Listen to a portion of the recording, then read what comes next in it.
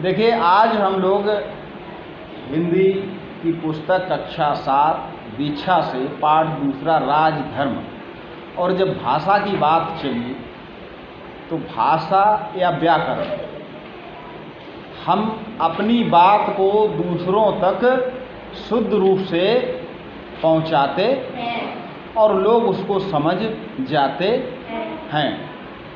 आज हम पढ़ेंगे मिश्रित वाक्य। मिश्रित वाक्य का अर्थ होता है मिश्रण, मिक्सचर, कि जब दो अलग अलग चीज़ें, अलग अलग क्वालिटी की चीज़ें, अलग अलग विशेषताओं की चीज़ें मिला दी जाती तो एक नई चीज़ बनती है। लेकिन उसमें उन जो जो चीज़ें मिलाई गई उसके गुण बने रहते, विद्यमान रहते। तो भाषा के अंतर्गत भी हमारे पास कुछ ऐसे वाक्य होते हैं जो मिश्रित वाक्य होते। मैं सर कल विद्यालय नहीं आऊँगा, या सर कल हमारे खेतों में कुछ विशेष कार्य होना है इसलिए मैं विद्यालय नहीं आ सकता। ये वही बच्चा है, ये वही विद्यार्थी है जो पिछली वर्ष अपनी कक्षा में प्रथम आया था। तो यहाँ हमने दो वाक्य जोड़ दिए एक शब्द के द्वारा, एक शब्द के द्वारा। कल हमारे खेत में विशेष कार्य होना है इसलिए मैं विद्यालय नहीं आऊँगा। कल मेरे खेत में एक विशेष कार्य होना है, एक वाक्य अलग है, और मैं विद्यालय नहीं आऊँगा ये वाक्य अलग है। लेकिन हमने इसको इसलिए से जोड़ दिया, दो वाक्यों को जोड़, और एक नया वाक्य बन गया। ये वाक्य हो गया मिश्रित वाक्य। कैसा वाक्य? क्योंकि इसमें दो वाक्य जुड़े।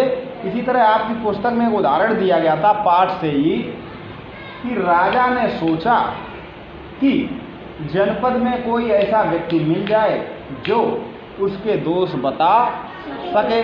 तो इसमें एक वाक्य है राजा ने सोचा, राजा ने सोचा। दूसरा वाक्य है जनपद में कोई ऐसा व्यक्ति मिल जाए। तीसरा वाक्य है उसके दोष बता सके। और इनको हमने की और जो से जोड़ दिया। तो मिश्रित वाक्य जब दो या दो से अधिक वाक्य मिलकर एक नया वाक्य बनाते, एक वाक्य के अधीन अन्य वाक्य होते हैं। एक वाक्य उसमें मुख्य होता, बाकी उस दूसरे उसके क्या होते हैं? अधीन। तो वो हो जाता मिश्रित वाक्य। कैसा हो जाता? मिश्रित वाक्य। अब इसमें मुख्य वाक्य है राजा ने सोचा। राजा ने, ये मुख्य वाक्य कि राजा ने सोचा। और जनपद में कोई ऐसा व्यक्ति मिल जाए, ये कौन कह रहा है? कौन, किसने सोचा? राजा ने। उसके दोष बता सके। कौन दोष बताएगा? कौन बताएगा? जो जनपद में ऐसा व्यक्ति हो।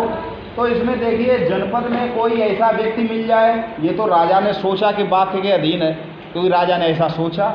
और उसके दोष बता सके, कौन सा व्यक्ति बताएगा? ऐसा व्यक्ति। तो वो इस वाक्य के अधीन हो गया। तो जो अन्य वाक्य होते हैं वो किसी दूसरे के अधीन होते, जबकि उसमें एक वाक्य मुख्य होता। तो ऐसे वाक्य मिश्रित वाक्य कहलाते हैं। ठीक है, आप समझ गए मिश्रित वाक्य? मैं पानी पीऊँगा, मैं पानी पीऊँगा जो कि बहुत ठंडा है, जो कि बहुत ठंडा, जो बहुत ठंडा है। तो जो से जुड़ गया बहुत ठंडा है एक वाक्य, मैं पानी पीऊँगा एक वाक्य। लेकिन जो बहुत ठंडा किसके अधीन है?